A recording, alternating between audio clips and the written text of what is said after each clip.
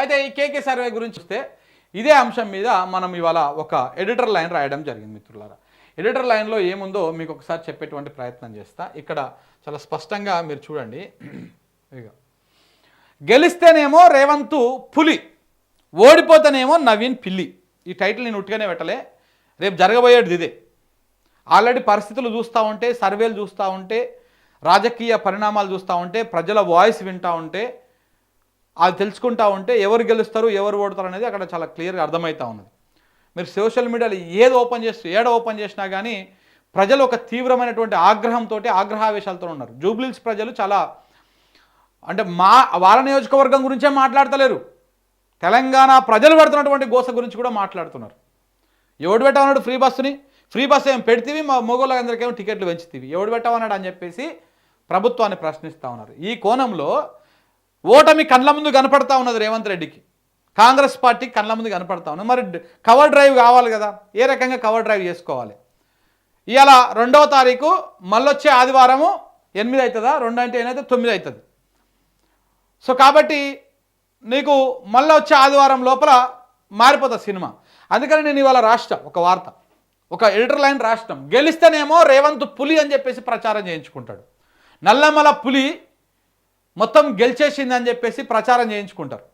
అదే ఓడిపోయింది అనుకో కాంగ్రెస్ పార్టీ, నవీన్ పిల్లి, నవీన్ వల్లనే ఓడిపోయింది జూబ్లీహిల్స్ అని చెప్పేసి ప్రచారం అవుతుంది. ఇది వాస్తవం. చూడండి ఒకసారి. అవును, రేవంత్ రెడ్డి పిల్ల అని తేలే సమయం వచ్చేసింది. అది నవంబర్ 11వ తారీఖు నాడు డిసైడ్ అవుతుంది, 14వ తారీఖు నాడు తేలుతుంది. అదే జూబ్లీహిల్స్ ఉప ఎన్నిక ఫలితం. జూబ్లీహిల్స్ ఉప ఎన్నికల్లో గెలిస్తే నల్లమల పులిగా రేవంత్ రెడ్డి తన వర్గం మీడియాతో ప్రచారం చేయించుకుంటారు. అదే ఓడిపోతే నవీన్ యాదవ్ ఆయన కుటుంబం మీద ఉన్న రౌడీ బ్యాక్గ్రౌండ్ వల్లనే ఓడిపోయాడు అని అదే మీడియాతో కవర్ చేయించుకుంటాడు. అది రేవంత్ రెడ్డికి వెనతో పెట్టినటువంటి విద్య.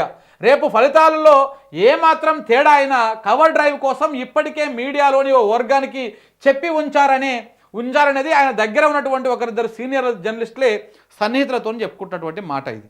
ఇక రాజకీయం చేసినంత ఈజీ కాదు ప్రభుత్వాన్ని నడిపించడం, నోటికొచ్చిన హామీలు ఇచ్చినంత సులువు కాదు అడ్మినిస్ట్రేషన్ చూసుకోవడం, ప్రత్యర్థి పార్టీ నేతలను బూతులు తిట్టినంత ఈజీ కాదు అన్ని శాఖలను సమన్వయం చేసుకుంటూ పరిపాలించడం. అధికారంలోకి వచ్చాక తత్వం బోధపడిన రేవంత్ రెడ్డికి జూబ్లీహిల్స్ ప్రజలు ఏ రకమైన తీర్పు ఇవ్వబోతున్నారు అనేది ఇప్పుడు ఉత్కంఠభరితంగా మారింది. సో జూబ్లీహిల్స్ ప్రజలు కేవలం ఆ నియోజకవర్గం సమస్యల గురించి మాత్రమే మాట్లాడడం లేదు, తెలంగాణ ప్రజలు పడుతున్నటువంటి గోస గురించి మాట్లాడుతూ ఉన్నారు. కాంగ్రెస్ పేరు చెప్పగానే 1,00,000 ప్రశ్నలు రివర్స్లో మీడియానే ప్రశ్నిస్తూ ఉన్నారు. ఇది రేవంత్ రెడ్డిని కలవర పెడతా ఉన్నది. రేవంత్ రెడ్డి గారు ప్రతిపక్షంలో ఉన్నప్పుడు బొచ్చడు మాట్లాడారు, బూతులు తిట్టిరు, రకరకాల హామీలు ఇచ్చిర్రు. అప్పుడు వాళ్ళకు ప్రత్యర్థిగా ఉన్నటువంటి అధికార పార్టీ మీద బూతులు తిట్టిర్రు. కానీ అంత ఈజీ కాదు పరిపాలించడం, అంత ఈజీ కాదు అడ్మినిస్ట్రేషన్ చూసుకోవడం, అంత ఈజీ కాదు ఈ అన్ని శాఖలను సమన్వయం చేసుకొని ప్రభుత్వాన్ని ప్రజల దగ్గరకు తీసుకుపోవడం. ఇది చాలా కష్టంతో కూడుకున్న పని. ఇది ఇప్పుడు అర్థమవుతుంది సార్కి. ఇప్పుడు ప్రజలు జూబ్లీహిల్స్ దగ్గరికి వెళ్ళి మీరు ఎవరి వైపు ఉంటారమ్మా అంటే వాళ్ళ అభిప్రాయం చెప్తూ వాళ్ళు జూబ్లీహిల్స్లో ఉన్న సమస్య గురించి మాట్లాడతలేరు. తెలంగాణ ఈ గోస పడుతుంది అని చెప్పేసి మాట్లాడుతూ ఉన్నారు, పింఛన్ ఎందుకు రాలేదు అని చెప్పేసి మాట్లాడుతూ ఉన్నారు, నువ్వెందుకు షాదీ ముబారక్ చెక్కులు ఇవ్వడం లేదు, కళ్యాణ లక్ష్మి చెక్కులు ఇవ్వడం లేదని చెప్పేసి మాట్లాడుతూ ఉన్నారు, తులం బంగారం ఎటుపోయింది అని చెప్పేసి మాట్లాడుతూ ఉన్నారు, నీ ఫ్రీ బస్సు ఎవడు పెట్టమన్నాడు అని చెప్పేసి మాట్లాడుతూ ఉన్నారు. మైనార్టీల ఓట్ల కోసమే ఇప్పుడు నువ్వు మంత్రిని చేసిన అజారుద్దీన్, అది మాకు తెలియదా అని చెప్పేసి మాట్లాడుతూ ఉన్నారు. సో ఇవన్నీ కూడా ప్రజలు చాలా విజ్ఞతతో మాట్లాడుతూ ఉన్నారు. ఇవి అర్థం చేసుకోవాలి. దీంతోపాటు ముఖ్యంగా మైనార్టీలు కాంగ్రెస్ పార్టీకి దూరం అవుతున్నట్టు రకరకాల సర్వేలో తేలిపోయింది. ఆ డ్యామేజ్ని కంట్రోల్ చేసుకోవడానికే రాత్రికి రాత్రి డిసైడ్ చేసి అజారుద్దీన్ తోటి మంత్రిగా ప్రమాణ స్వీకారం చేయించారు. అయితే కేవలం మైనార్టీల ఓట్ల కోసమే అజార్కు మంత్రి పదవి ఇచ్చారనే అభిప్రాయం ముస్లింలలో చాలా బలంగా వెళ్ళింది. షాదీ ముబారక్ చెక్కులు రాకపోవడం, ఆటోలు నడవకపోవడం, హైడ్రా కూల్చివేతల లాంటి డ్యామేజీలను అజారుద్దీన్ మంత్రి పదవి కంట్రోల్ చేయలేకపోయింది. ఇది వాస్తవం. నువ్వు అజారుద్దీన్కి మంత్రి పదవి ఇచ్చినంత మాత్రాన వాళ్ళ ఇండ్లకి చెక్కులు వస్తున్నాయా, వాళ్ళ ఆటోలు నడుస్తున్నాయా, ఈ హైడ్రా కూల్చివేతలు ఆగిపోతున్నాయా, ఆయనకు మంత్రి పదవి వస్తే వీళ్ళకేమన్నా ఒరుగుతుందా అనేటువంటి అభిప్రాయం ప్రజల లోపల, ప్రధానంగా మైనార్టీ లోపల వెళ్ళిపోయింది. ఇక శనివారం సాయంత్రం విడుదలైనటువంటి కేకే సర్వే ఫలితాలు కూడా ముస్లిం ఓట్లు అత్యధికంగా ఉండే ఎర్రగడ్డ, బోరబండ, షేక్పేట లాంటి డివిజన్లలో కాంగ్రెస్కు అందనంత దూరంలో ఉంది. దీన్ని బట్టే అర్థమవుతుంది ముస్లిం మైనార్టీల ఓట్లు దాదాపు బీఆర్ఎస్ వైపే తిరిగాయి అని. సో ఇక్కడ చాలా స్పష్టంగా ఏ రకంగా చేయాలనో ఇక్కడ కవర్ డ్రైవ్, అలాగే ఇక్కడ ప్రభుత్వం హామీలు ఇచ్చి అప్పుడు కాంగ్రెస్ పార్టీ హామీలు ఇచ్చి ప్రభుత్వంలో వచ్చినాక ఏం చేస్తూ ఉన్నారు, ఇప్పుడు అవన్నీ బెడ్స్ కొట్టడంతో మంత్రి పదవి ఇస్తే మైనార్టీలు మన వైపు తిరుగుతారన్నటువంటి అభిప్రాయము ఏ రకంగా ఉన్నది. ఇక ఇది ఇచ్చినా కానీ పప్పులు ఉడకపోవడంతో మొన్న వెంగళరావు నగరు ర్యాలీలో బెదిరింపులు, బ్లాక్మెయిల్, ధమ్కీలు వేరే దందాల్లో పనిచేస్తాయి కావచ్చు, రాజకీయాల్లో పనికిరావు. రాజకీయాల్లో బుజ్జగింపులే ఉండాలి, సహనము, సంయమనం ఉండాలి, అంతేకాని ధమ్కీలు ఇస్తా అంటే కుదరదు. రాజకీయ నాయకుల పదవుల ముందు ప్రజలు బలహీనులే కావచ్చు, రాజకీయ నాయకుల పదవుల ముందు ప్రజలు బలహీనులే కావచ్చు, కానీ నాయకుల ధమ్కీల కంటే ఓటు చాలా పవర్ఫుల్. శుక్రవారం జూబ్లీహిల్స్ నియోజకవర్గంలోని వెంగళరావు నగర్ సెంటర్లో పెట్టినటువంటి ఎన్నికల ర్యాలీలో రేవంత్ రెడ్డి ప్రసంగం బెదిరింపు ధోరణిలో సాగింది. మేము గెలవకపోతే సన్న బియ్యం, ration card, free current, cylinder cut అవుతాయనే రీతిలో మాట్లాడారు ఆయన. ఇది లిటరల్లీ ఓటర్లను బెదిరించడమే అవుతుంది. ఈ వ్యాఖ్యలు రేవంత్ రెడ్డిలోని అసహనాన్ని బయట పెట్టినట్టే అవుతుంది.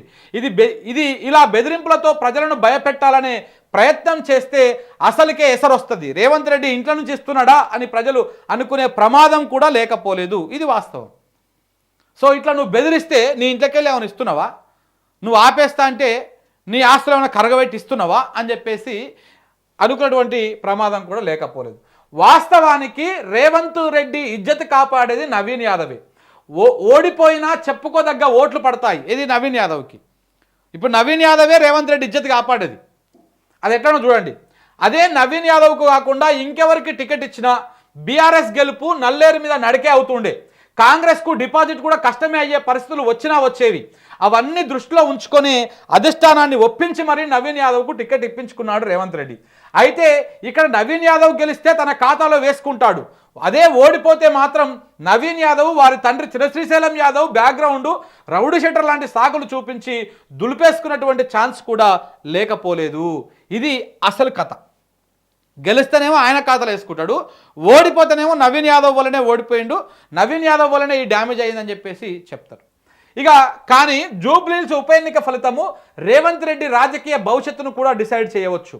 ఆయనను ముఖ్యమంత్రి పీఠం మీద ఉంచాలనా దించాలనా అనేది కూడా నిర్ణయం తీసుకున్నటువంటి అవకాశం కూడా లేకపోలేదు. ఇది రేవంత్ రెడ్డి పరిపాలనకు రెఫరెండం అవుతున్నది. ఇప్పటికే సీఎం మీద గుర్రుగా ఉన్న పీసీసీ సీనియర్ మంత్రులు అదును చూసుకొని ఏఐసీసీ దగ్గరికి వెళ్ళి కూర్చున్న ఛాన్స్ కూడా లేకపోలేదు. ఆయన దింపేసేయండి, ఆయనతో ఏం కాదు, ఆయన పచార అయిపోయిందని చెప్పేసి చెప్పినా కానీ ఏం ఆశ్చర్యపోవాల్సినటువంటి అవసరం లేదు. అందుకే మనం పెట్టినాం, గెలిస్తేనేమో పులి లెక్క ప్రచారం చేయించుకుంటాడు, అదే ఓడిపోతేనేమో నవీన్ వల్లనే ఓడిపోయినాము, నవీన్ వల్లనే ఇదయింది, వాళ్ళ ఫ్యామిలీకి ఉన్నటువంటి ఈ బ్యాక్గ్రౌండ్ వల్లనే ఓడిపోయినామని చెప్పేసుకుంటారు అనమాట. కానీ పరిస్థితులు చూస్తూ ఉంటే ఎక్కడ కూడా రేవంత్ రెడ్డికి కానీ కాంగ్రెస్ పార్టీకి కానీ అనుకూలంగా ఉన్నట్టు కనపడతలేదు. చూడాలి, ఇంకా 8 రోజుల సమయం ఉన్నది, 7 రోజుల సమయం ప్రచారానికి ఉన్నది, 8 రోజుల సమయం పోలింగ్కు ఉన్నది. 9వ రోజు అంటే 11వ తారీఖు నాడు ఈ టైంకి ఓట్లు జరుగుతూనే ఉంటాయి, ఓట్లు వేస్తూనే ఉంటారు. సో కాబట్టి ఏ రకంగా ఉండబోతా ఉన్నది అనేది మాత్రం చూడాల్సినటువంటి అవసరం ఉన్నది. ఇది మన ఎడిటర్ లైన్.